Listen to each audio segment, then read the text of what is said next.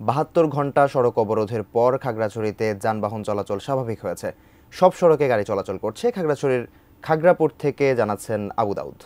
৭২ ঘন্টা সড়ক অবরোধ কর্মসূচি শেষ হবার পর জনজীবনে অনেকটাই স্বাভাবিকতা ফিরে এসেছে। দূরপাল্লার সব ধরনের যানবাহন ছেড়ে গেছে খাগড়াছড়ি থেকে, এবং এখানকার আন্তঃজেলা এবং আভ্যন্তরীণ যে সড়কগুলো রয়েছে সেখানেও কিন্তু যানবাহন চলাচল স্বাভাবিক রয়েছে। এবং শহরে গত ২-৩ দিন ধরে যে একটা স্থবিরতা ছিল সেটাও অনেকটা কেটে গেছে। যানবাহনের সংখ্যা রাস্তায় যেমন বেড়েছে, দোকানপাটগুলো আগের চেয়ে বেশি খুলেছে, এবং শিক্ষা প্রতিষ্ঠানগুলোতে গত ২ দিন ধরে আসলে খোলা থাকলেও কিন্তু উপস্থিতি খুব কম ছিল। শিক্ষার্থীরা স্কুল কলেজে কম গিয়েছে, কিন্তু আজ থেকে পুরোদমে বিভিন্ন শিক্ষা প্রতিষ্ঠানে শিক্ষা কার্যক্রম শুরু হয়েছে, পাঠ্যক্রম চলছে।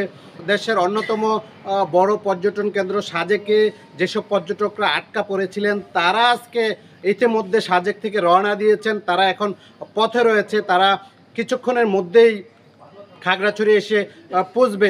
অর্থাৎ ওখানকার সাজেক যারা পর্যটন ব্যবসার সঙ্গে জড়িত তাদের সঙ্গে কথা বলে যতটুকু জানতে পেরেছি, সাজেক থেকে পর্যটকরা ফিরতে পেরে অনেকটা হাঁপ ছেড়ে বেঁচেছেন। এছাড়া খাগড়াছড়ি জেলার সার্বিক পরিস্থিতি অনেকটাই ভালো এবং শান্ত রয়েছে। এখানকার যে সেনাবাহিনীর টহল রয়েছে, পুলিশের অতিরিক্ত পুলিশ মোতায়েন রয়েছে, সব মিলিয়ে বলা যায় এখানকার পরিস্থিতি স্বাভাবিক এবং শান্ত রয়েছে।